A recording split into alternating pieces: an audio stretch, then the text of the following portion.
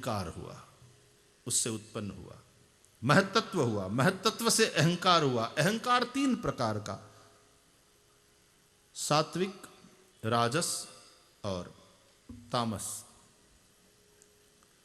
तामस अहंकार से 5 महाभूत हुए।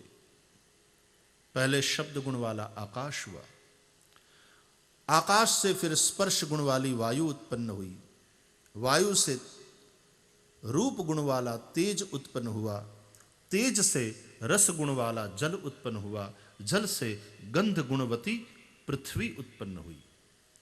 ये पांचों महाभूत और पांचों महाभूत के 5 गुण, शब्द आकाश का, स्पर्श वायु का, तेज रूप तेज का, रस जल का और गंध पृथ्वी का गुण है। ये तामस अहंकार से उत्पन्न हुए। अब राजस अहंकार से शब्द स्पर्श रूप रस गंध के ज्ञान के लिए पहले 5 ज्ञानेंद्रियां उत्पन्न हुई। आकाश का गुण शब्द, उसके ज्ञान के लिए कान, वायु का गुण स्पर्श, उसके ज्ञान के लिए त्वचा, तेज का गुण रूप, उसके ज्ञान के लिए चक्षु, जल का गुण रस, उसके ज्ञान के लिए जिह्वा, गंध पृथ्वी का गुण गंध, गंध के ज्ञान के लिए नासिका।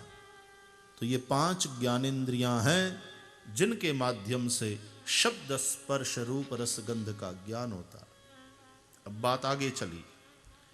जब ज्ञानेंद्रियों के द्वारा शब्द स्पर्श रूप रस गंध का ज्ञान हुआ तो उन्हें प्राप्त करने की इच्छा हुई। इच्छा उत्पन्न हुई तो इच्छा की पूर्ति के लिए क्रिया आवश्यक है। अतः राजस अहंकार से फिर 5 कर्मेंद्रियां उत्पन्न हुई। देखो, ये जितना भी शरीर में है ना, वो अपनी जरूरत के हिसाब से सब हुआ है। तो चलने की इच्छा हुई तो पांव हो गए, लेने देने उठने छोड़ने की इच्छा हो गई तो हाथ हो गए, बोलने की इच्छा हो गई तो मुख हो गया। और ये जो स्ट्रगल फॉर लाइफ और जो इवोल्यूशन की प्रक्रिया है वो पूरी इसी तरह से तो होती है कि जो इच्छा होती है जीवन के लिए, जो संघर्ष होता है, उसमें अब इसकी जरूरत पड़ गई, इसकी जरूरत पड़ गई, तो उसके हिसाब से इंद्रियां उगने लगी।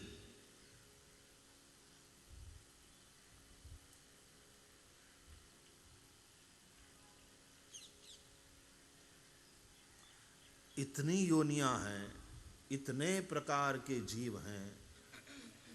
अब मछली है तो वो पानी में रहना है, उसको पानी से ही ऑक्सीजन ले सकती है, इस प्रकार की उसके शरीर की रचना।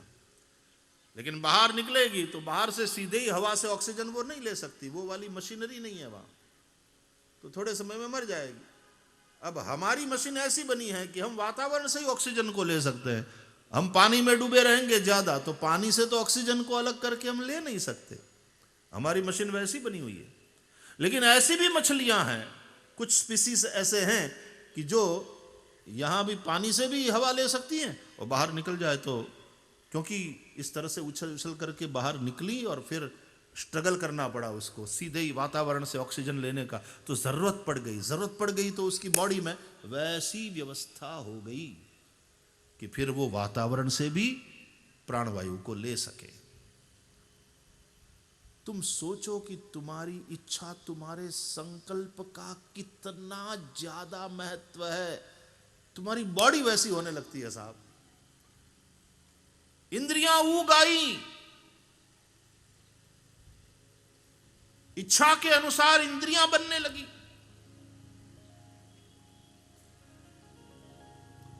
तुम्हारी इच्छा से तुम्हारा शरीर ही नहीं, तुम्हारी सृष्टि होती है, तुम्हारा संसार होता। इच्छा तो करो यार, मुक्ति की इच्छा करो तो मुक्ति, और भगवान के दर्शन की इच्छा करो तो भगवान सामने आकर के खड़े हो जाए। इच्छा तो करो। ये इच्छा शक्ति नहीं, उसको पहचानते नहीं।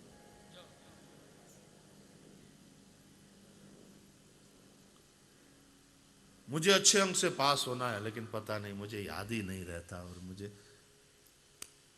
नखरेबाजी मत करो, इच्छा नहीं है। सच्ची इच्छा हो याद रहेगा ही। धन कमाने की इच्छा हो मिलेगा, फिर टिकेगा कि नहीं टिकेगा वो तो तुम्हारे प्रारब्ध भाग्य के ऊपर है। आंगळानी वच्चे काणा होय वधारे तो वही जाए।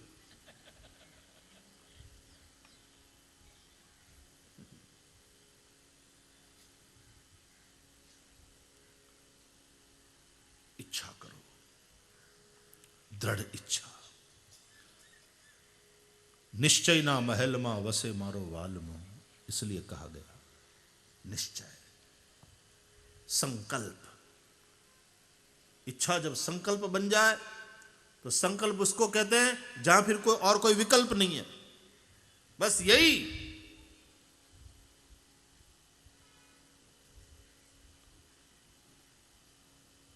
इच्छा की पूर्ति के लिए क्रिया, और क्रिया के लिए 5 कर्मेंद्रियां, हाथ, पग, मुख, मूत्र द्वार, मल द्वार, ये 5 कर्मेंद्रियां। सात्विक अहंकार से इन 10 इंद्रियों के अधिपति देवता और मन प्रकट हुए। बुद्धि रजोगुणी राजस अहंकार से, लेकिन मन सात्विक अहंकार से। पहले ज्ञानेंद्रियों के देवताओं को पहचाने तो कान के देवता हैं दिशा देवता, स्पर्श त्वग इंद्रिय उसके देवता हैं वायु, रूप चक्षु उसके देव हैं सूर्य, रस रसना उसके देव हैं वरुण, गंध नासिका उसके देव हैं अश्विनी कुमार। ये 5 ज्ञानेंद्रियों के देव हैं। अब कर्मेंद्रियों के देवताओं को पहचाने। हाथ के देव हैं इंद्र,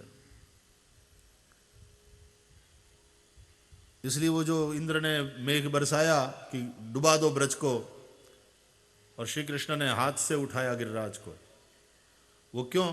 बोले इंद्र ही मेघों के राजा है, इंद्र ने बरसात बरसाया तो इंद्र ही हाथ के देव है। तो भगवान ने कहा अब उठा, उठा चल सबकी रक्षा कर। ये भी भाव है। तो हाथ के देव भी भगवान के ही अधीन है। पग के देव विष्णु, मुख के देव अग्नि, मूत्रद्वार के देव प्रजापति, मल द्वार के देव यम है। इस प्रकार ये 5 कर्मेंद्रियों के देवता हैं। तो 5 महाभूत, 5 उसके गुण या तन्मात्रा, 5 ज्ञानेंद्रिय, 5 कर्मेंद्रिय, ये 20 हो गए। उसके ऊपर अंतःकरण चतुष्टय, चारों के समूह को अंतःकरण कहते हैं। मन बुद्धि चित्त अहंकार। मन के देव चंद्रमा, बुद्धि के देव ब्रह्मा, चित्त के देव नारायण और अहंकार के देव शिव हैं। तो 20 और 4 मिला के हो गए 24। 24 तत्वों से शरीर बना। वह शरीर निश्चेष्ट पड़ा रहा जल में बहुत समय तक। तब प्राण नाम के 25वें तत्व ने अंदर प्रवेश किया। प्राणी ऐसी संज्ञा हो गई। विराट पुरुष जल से बाहर आया। विराट पुरुष की नाभि से कमल, कमल में ब्रह्मा हुए। चारों दिशा में देखा ब्रह्मा ने कि भाई मैं कमल में, लेकिन कमल किससे, किसके आधार पर, कौन है? 4 मुख हो गए। चतुर्मुखी ब्रह्मा।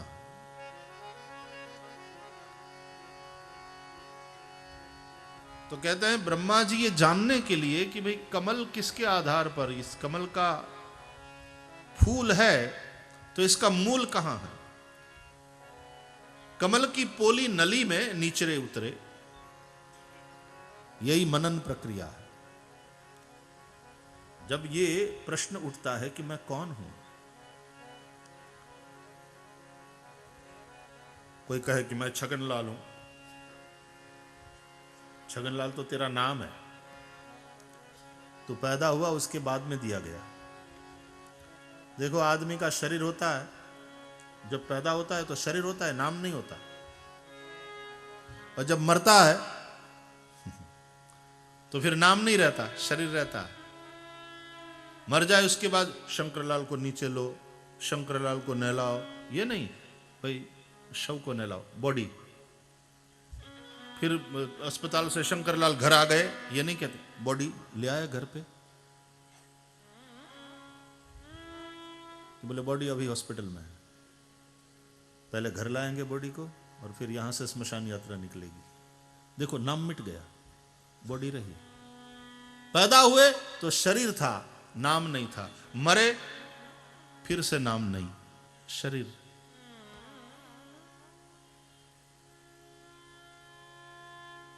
मैं कौन हूं? शंकरलाल।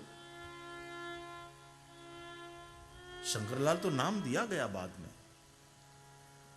इस शरीर को शंकरलाल के नाम से लोग पहचानते हैं। तो मैं कौन हूं? ये शरीर। लेकिन शरीर किसका, इस प्रश्न का जवाब मिलेगा मेरा शरीर। तो मैं और मेरा ये दोनों भिन्न वस्तु होती है। मैं और मेरा एक नहीं है। मेरा मकान, तो इसका मतलब यह है कि आप मकान नहीं हो, आप मकान में रहने वाले हो। तो मेरा शरीर जब कहते हो, मतलब यह निकला कि आप शरीर नहीं हो, आप इस शरीर में रहने वाले हो। मालिक भी नहीं हो, किराएदार हो।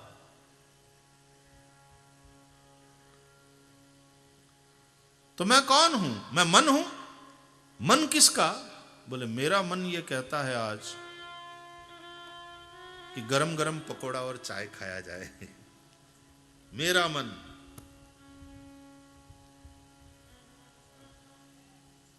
तो मेरा मन जैसे ही जवाब आया तो मतलब यह निकला कि मैं मन नहीं हूं।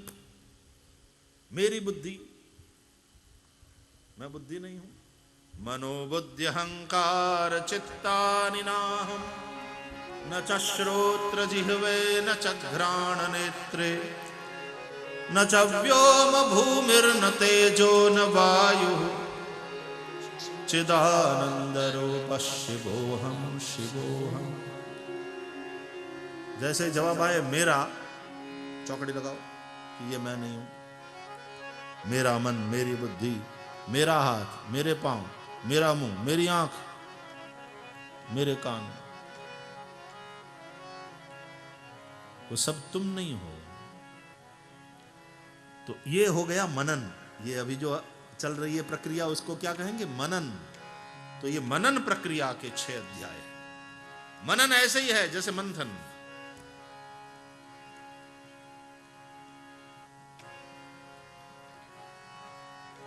दूध को मथने से निकलेगा माखन।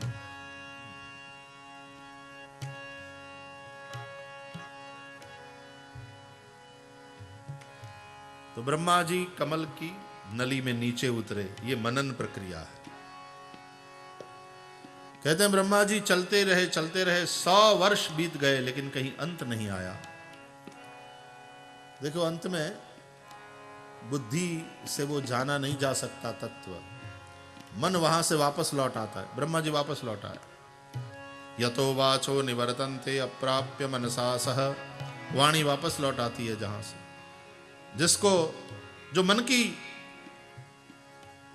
मन से जाना नहीं जा सकता, जो बुद्धि की पकड़ में नहीं आ सकता, ऐसा तत्व। इसलिए मनोबुद्धि अहंकार चित्तानि नाहम्।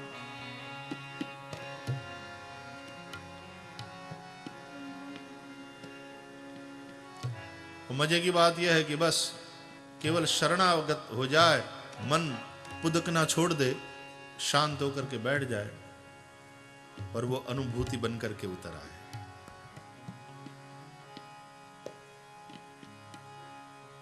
चिदानंद रूप शिवोहम शिवोहम।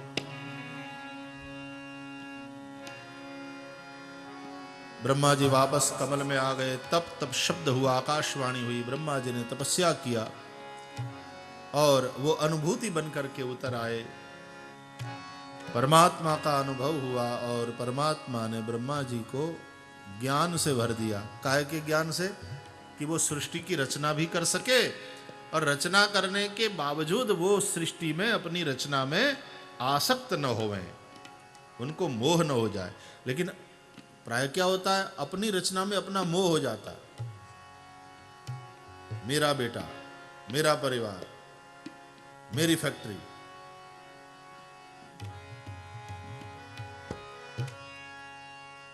आसक्ति हो जाती है। कोई अपना पद, अपनी कुर्सी छोड़ने के लिए तैयार नहीं, अपना अधिकार छोड़ने के लिए तैयार नहीं, फिर मोह हो जाता है।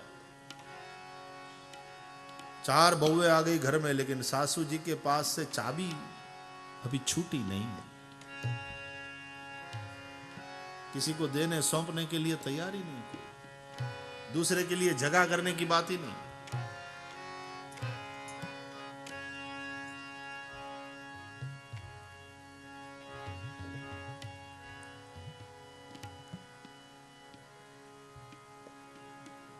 कर्म फल में आसक्ति नहीं होनी चाहिए, उस प्रकार कर्म में भी आसक्ति नहीं होना चाहिए।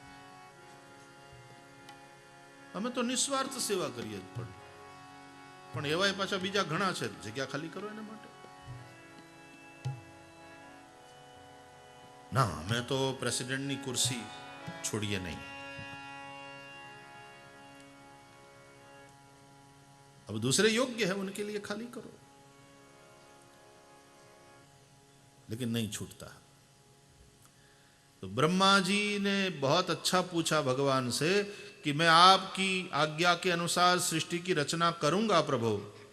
मालिक की आज्ञा का पालन करना ये सेवक का धर्म है, तो ये मेरा धर्म है। सिर धरि आयसु करिय तुम्हारा, परम धर्म यह नाथ हमारा। लेकिन एक तो कैसे बनावें, सृष्टि की रचना कैसे करें, उसकी समझ, उसकी बुद्धि दीजिए। और दूसरी बात, उस रचना में हम फंसे नहीं, ऐसी समझ दीजिए। और इसलिए भगवान ने ब्रह्मा को चतुश्लोकी भागवत का उपदेश किया, या भगवान ने 4 श्लोक में जो ब्रह्मा जी को बताया वो भागवत हो गया, वो भागवत कहलाया। क्योंकि भगवान ने कहा है, इसलिए भागवत, भगवता प्रोक्तम भागवतम।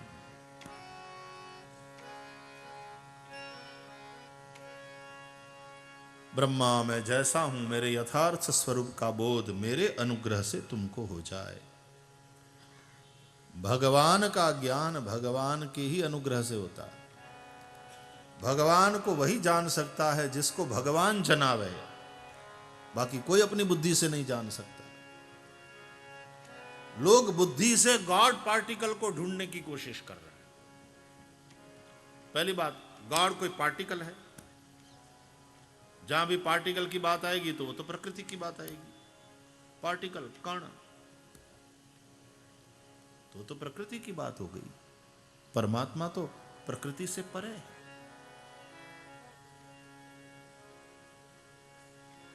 और उसको बुद्धि से नहीं जाना जा सकता।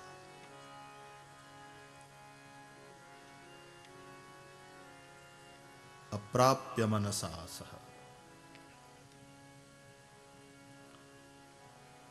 तो फिर वो है कि नहीं? बोले है। कैसे पता चले? बोले अनुभव होता है, अनुभव गम्य भजहि जहि संता। वो अनुभव गम्य है। और मजे की बात यह है कि जिसको अनुभव होता है उसको होता है, वो तो मौज में रहता है, लेकिन वो कह नहीं पाता फिर दूसरे।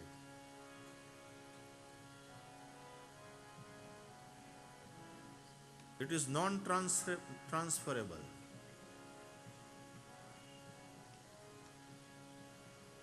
इसलिए जिसने जाना वो मौन हो गया, लेकिन उसके भीतर करुणा उमड़ आई कि यार हम मौज में हैं और ये लोग सब संसार के विषयों में भटक रहे हैं, उस सुख की खोज में, उस आनंद की खोज में, इधर इधर उधर। तो वो कहना चाहता है वहां नहीं है, जो तुम चाहते हो वहां नहीं है। तो पूछता है तो फिर कहां है? बोले परमात्मा का अनुभव करो, वही है।